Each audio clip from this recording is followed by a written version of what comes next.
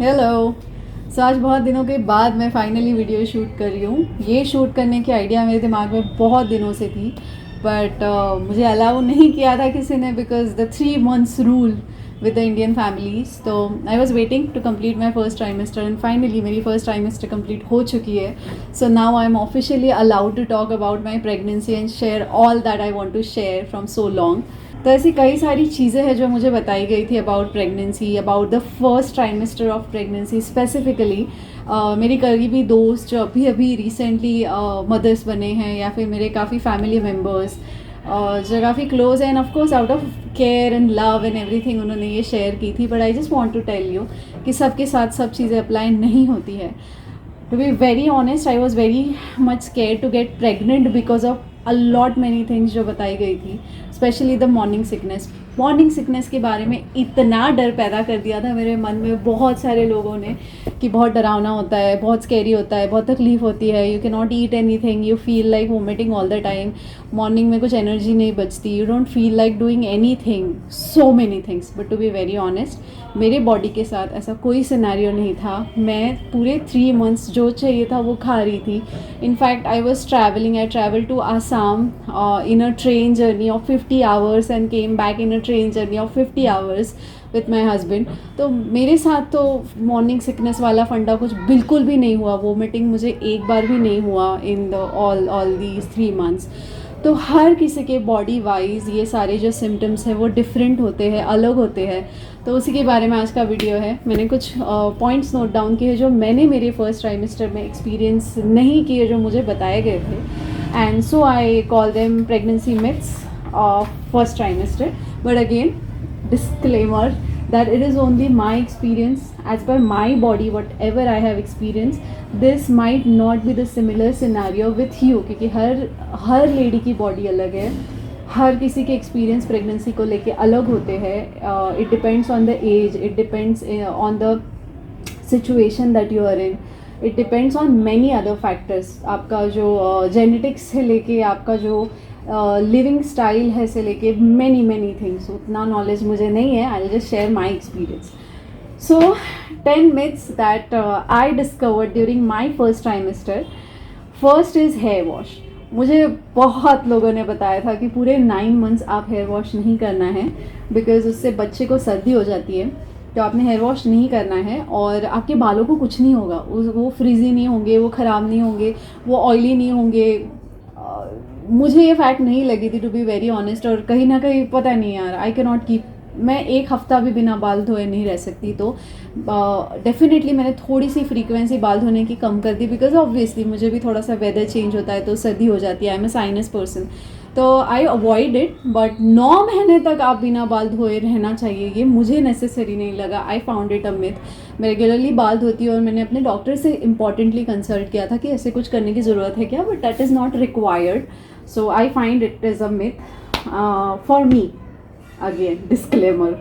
फिर उसके बाद मुझे बताया गया था, दिस इज़ वेरी फनी, मुझे बताया गया था कि अपना बच्चा गोरा बनाने के लिए तुम केसर और दूध पियो पहले ट्राइमेस्टर से। Again very funny. I mean, colour होता है जेनेटिक्स और आपके जीन्स पे डिपेंडेंट, तो ये कलर केसर और दूध पीने से कैसे चेंज होगा? I never found it logical enough, तो मैंने ये फॉलो नहीं किया है। And I am happy with what ever colour और द स्किन टाइप और the look that my kid is gonna have, because me and Pankaj are very clear, me and my husband are very clear on that कि हमें ऐसा कुछ importance नहीं है इन चीज़ों का। तो मेरे लिए ये मिथ था। फिर हर कोई मुझे हर एक कॉल पे या जब भी मिलता है यही पूछता है, वज़न बढ़ा? नहीं बढ़ा मेरा वज़न यार, हार्डली 1 किलो वज़न कभी ऊपर होता है कभी नीचे होता है, इट कीप्स ऑन फ्लक्चुएटिंग।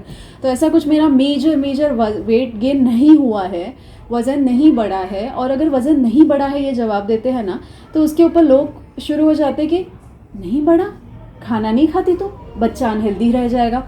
अरे नहीं है मेरा बच्चा अनहेल्दी, मैंने सारे स्कैन्स किए, doctor is very happy with my baby's growth and everything, we are very happy with that. इनको बड़ा वज़न के पीछे पड़ना है मेरे। मिथ, नॉट नेसेसरीली कि आपका वज़न पहले ट्राइमेस्टर में 4-5 किलो बढ़ जाए, not necessarily. Again differ body to body, so it's a myth. Pregnancy glow, ये एक बड़ा हो रही है यार, जो भी देखो पूछते हैं, अरे ग्लो नहीं आया, पिंपल आ गया, ग्लो नहीं आया।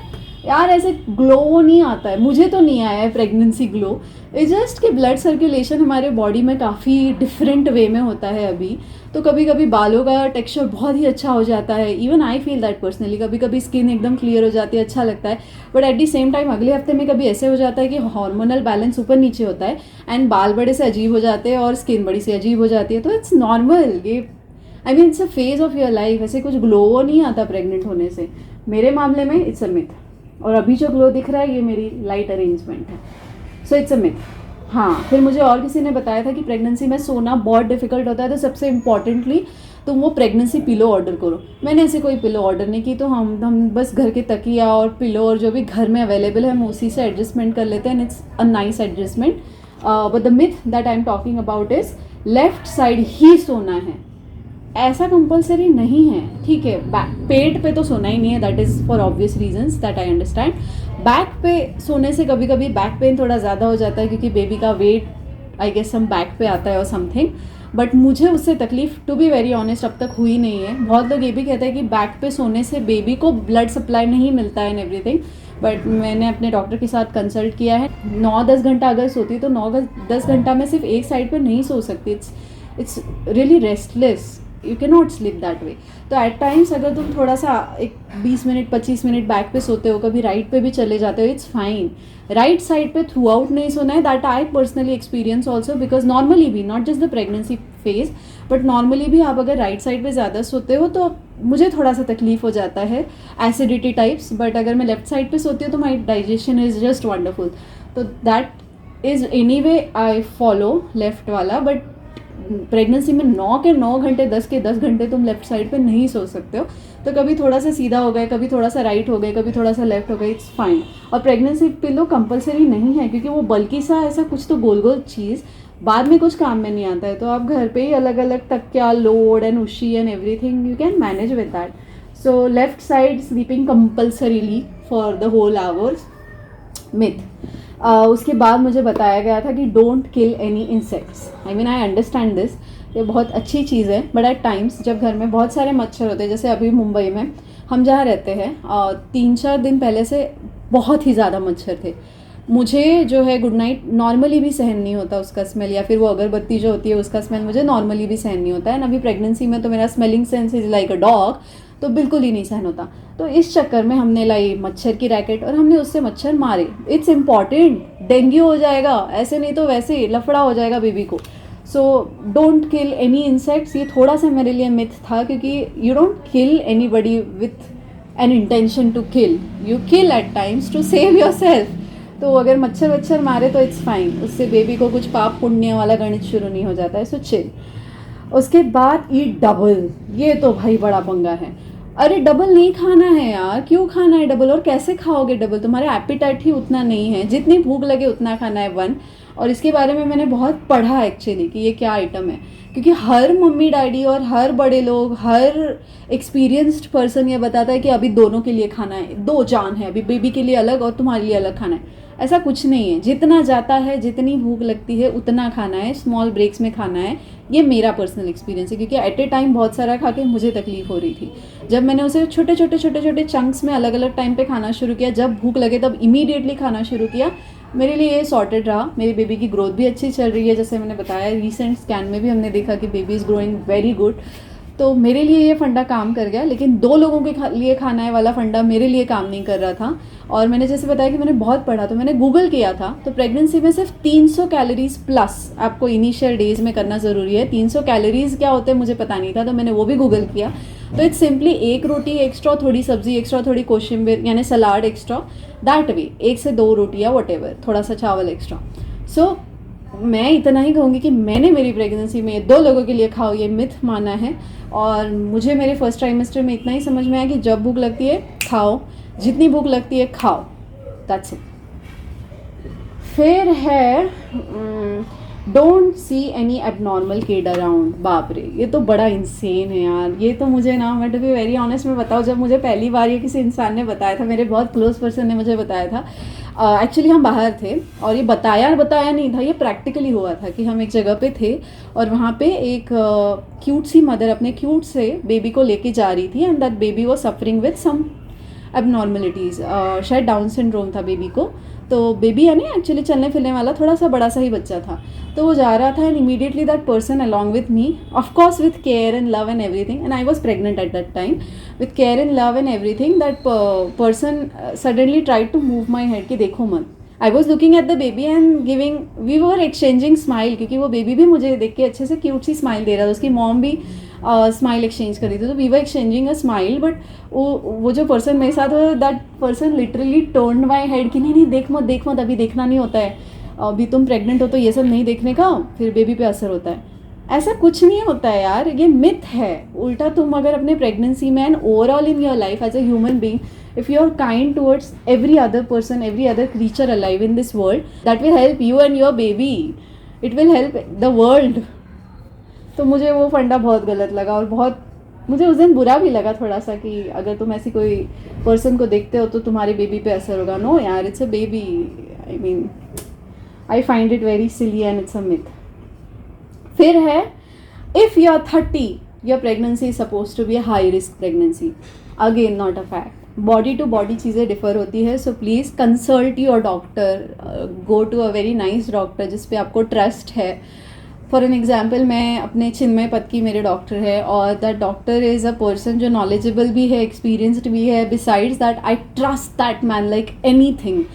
सो कोई भी ऐसी चीज़ मुझे नहीं होती कि यार मुझे डाउट है और मैंने उनको पूछा और मुझे वो एग्जैक्ट डाउट क्लियर नहीं हुआ, या फिर this nothing that is hidden between us. हम दोनों बहुत फ्रैंकली बात करते हैं। So be frank with your doctor, whatever serious से सीरियस डाउट अगर आपको है तो talk to your doctor, ask your doctor.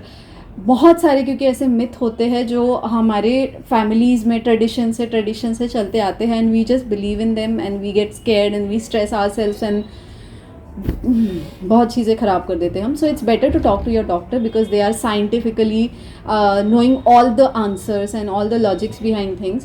They are certified to guide you on the right thing. So it's better to talk to a doctor, उनसे discuss करो जो भी है, and observe your body, ask your body, whatever your body is telling you, it's right.